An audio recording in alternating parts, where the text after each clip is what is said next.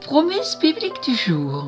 La question, faut-il faire des efforts pour entrer dans le repos de Dieu? L'enfant de Dieu doit croire que Christ a tout accompli et tout acquis à la croix. En lui, nous avons le pardon, l'héritage, la puissance, la guérison, la provision, la bénédiction, la sagesse, la sainteté et toutes les richesses du Père. Les Écritures disent même que ce repos de Dieu nous est réservé gratuitement. Alors maintenant, cela signifie-t-il que nous ne devons pas fournir d'efforts? Certains vous diront que non. Mais dans Hébreux chapitre 4 verset 9, il est dit « Il y a donc un repos de sabbat réservé au peuple de Dieu ». Mais au verset 11, il est dit « Efforcez-vous donc d'entrer dans ce repos ».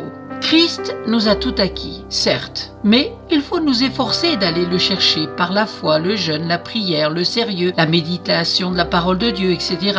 Non pas d'une manière il faut, y a qu'à, ou d'une manière religieuse, mais plutôt d'une manière amoureuse.